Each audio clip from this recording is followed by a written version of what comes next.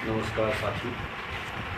आज मैं आपके सामने 11वीं class Uttar Pradesh board UP board का जो सिलेबस है वो मैंने लिखा हुआ है ये, और उसी के संबंध में आपके लिए मैं जो है ये सिलेबस कितना क्या 11वीं में पढ़ाया जाएगा, 11वीं में जो भी कोर्स है वो सब आपके सामने रखा हुआ है। अकाउंटेंसी के अंतर्गत बही खाता तथा लेखा शास्त्र जो आपकी पुस्तक चलती है उसके अंदर जो जो चैप्टर्स आप पढ़ेंगे, जो जो मैटर आपके बुक में होता है वो सब कुछ लगभग मैंने इसमें इन्वॉल्व कर दिया है। और ये आपका स्टार्टिंग से लेके एंड तक जो भी इसमें स्टेप्स हैं वो सभी मैंने इसमें शामिल किए।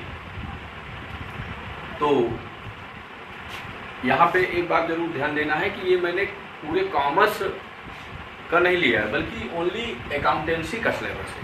केवल आपका बही खाता तथा लेखा शास्त्र जो विषय चलता है सिर्फ उसी का सिलेबस ये आपके सामने है, क्योंकि और भी यूपी बोर्ड में आपके सब्जेक्ट हैं जो कि कॉमर्स से जुड़े हुए हैं, जैसे आपका बैंकिंग हो गया और आपका व्यापारिक संगठन हो गया, बिजनेस ऑर्गेनाइजेशन और बैंकिंग, तो वो अलग है, उनका सिलेबस अलग है। मैंने सिर्फ न्यूमेरिकल पेपर लिया है, जो आपका न्यूमेरिकल पेपर है बही खाता तथा लेखा शास्त्र, उसके अंतर्गत जो जो चैप्टर्स आपको पढ़ने हैं या जो जो मैटर आपकी बुक में या सिलेबस में यूपी बोर्ड के सिलेबस में इन्वॉल्व है वो आपके सामने है।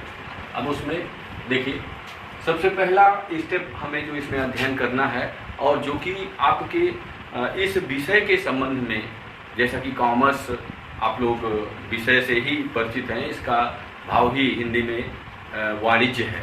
तो वाणिज्य मीन्स व्यापार आपका। अब इसकी विस्तृत परिभाषा मैं अलग से आपको वाणिज्य या कॉमर्स की अलग से एक क्लास नहीं लूँगा, उसमें आपको मैं उसके डिफिनीशन के संबंध में और उसका कॉन्सेप्ट मैं क्लियर करूँगा। लेकिन इस विषय के अंतर्गत जो प्रक्रियाएं हैं उन्हीं को इस विषय में शामिल किया गया है, अर्थात यह व्यापारिक पद्धतियों से रिलेटेड सिस्टम है, उसी के उपयोग में आने वाली प्रणाली है। तो इसलिए आपका उस जो है व्यापार से संबंधित जो भी क्रियाएं हैं, एक्टिविटीज़ हैं, उनमें हम जो भी लेखा जोखा रखते हैं उसमें किन किन विधाओं का प्रयोग किया जाएगा उन सबको यहाँ पे शामिल किया गया है। तो सबसे पहला स्टेप आपका यहाँ पे है, चैप्टर कह लें या पॉइंट कह लें, तो पुस्तपालन एवं लेखांकन, या लेखांकन को कल भी जैसे मैंने बताया था कि लेखाकरण, यहाँ पे पुस्तपालन एवं लेखांकन इंग्लिश में यदि इसको आप पढ़ें तो इसको कहते हैं बुक कीपिंग। पुस्तपालन को कहते हैं बुक कीपिंग और लेखांकन आपका अकाउंटिंग। तो इनके कॉन्सेप्ट को पहले चैप्टर में आपका क्लियर किया जाएगा, जिसमें इनका आशय हो गया, उद्देश्य हो गया, लाभ हो गया, वह दोनों में अंतर, डिफरेंस क्या है, इन सभी चीज़ों को उसमें शामिल किया जाएगा। और ये मत सोचिए कि ये थ्योरी है या न्यूमेरिकल है, ये न्यू है आपका, ये आपका ये आपके ये यहाँ तक की स्टेप ये पूरी क्या है, न्यू है। जिस प्रकार घर हम बनाते हैं तो नींव सबसे मजबूत होनी चाहिए, ठीक उसी प्रकार से ये तीनों चैप्टर आपके पहला, दूसरा और तीसरा, ये 3 पॉइंट जो मैंने लिखे हैं ये तीनों नींव है।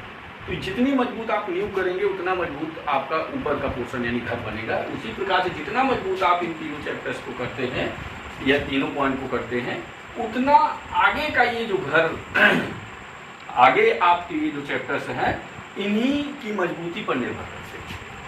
तो इस बात को विशेष ध्यान देना है कि ये सभी जितने चैप्टर्स हैं ये नींव है, तो इसलिए नींव को मजबूत करना जरूरी है। उसके बाद आपका ये जो है लेखांकन की प्रणालियाँ एवं दोहरा लेखा प्रणाली के सिद्धांत, उद्देश्य एवं लाभ और इसके दोष, ये आपका इसी विषय से परिचय कराती है। इस विषय में किस प्रकार से क्या क्या हम गतिविधियाँ करते हैं उन सब के बारे में, और किस प्रकार से उनको जो है हम लेखा पुस्तकों में दर्शाते हैं, इन सब के बारे में ये आपका चैप्टर बताएगा। उसके बाद यहाँ से न्यूमेरिकल एक्टिविटीज आपकी शुरू होती है, तीसरे चैप्टर से लेके यहाँ तक ये आपका न्यूमेरिकल एक्टिविटीज यहाँ पे स्टार्ट हो जाती है।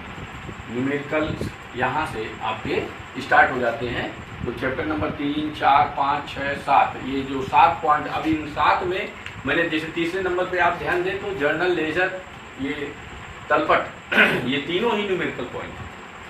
तो अब इनका आशय क्या है, इनके तैयार करने के नियम क्या है व इनकी विधियां क्या है, इन सभी बातों का डिस्कशन इनके अंतर्गत किया गया है। और इन सब का जैसा कि मैंने बताया कि ये तीनों नींव है, तो उस नींव को आपको मजबूत करके चलना है। यदि नींव मजबूत है, ऊपर के ये तीनों पॉइंट, तो नीचे के ये जो स्टेप्स हैं तैयार करना ज़्यादा कठिन नहीं रहता है। इसलिए इन तीन पे विशेष ध्यान देना है। इसके बाद आपका आता है बिल संबंधी लेखे, ये भी न्यूमेरिकल पॉइंट है। अंतिम खाते, समायोजन सहित, ये जब चैप्टर पढ़ेंगे या इसके बारे में आगे मैं स्पेशली इन सभी चैप्टर्स का अलग अलग वीडियो बनाऊंगा, तो उसमें सभी को आपको समझाऊंगा। तो ये अंतिम खाते आपका, मैंने कल अकाउंटिंग स्ट्रक्चर बताया था, उसमें भी इसके संबंध में बात की थी। अंतिम खाते समायोजन सहित, प्रेषण खाते, संयुक्त साहस, औसत भुगतान तिथि, ये तीनों अलग अलग चैप्टर हैं। प्रेषण खाते एक अलग चैप्टर मिलेगा, संयुक्त साहस खाते अलग चैप्टर मिलेगा, औसत भुगतान तिथि ये अलग चैप्टर, ये तीनों न्यूमेरिकल चैप्टर हैं और अलग अलग चैप्टर्स हैं।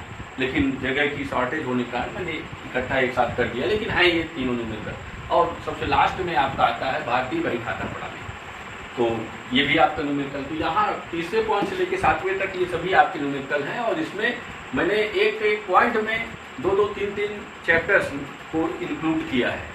तो ये मत मानिएगा कि ये 7 चैप्टर है, बल्कि इन 7 पॉइंट के अंतर्गत पूरा आपका 11th का सिलेबस है। क्लास 11th में अकाउंटेंसी का जो भी सिलेबस है, मैंने इन 7 पॉइंट पे उस पूरे सिलेबस को शामिल किया है।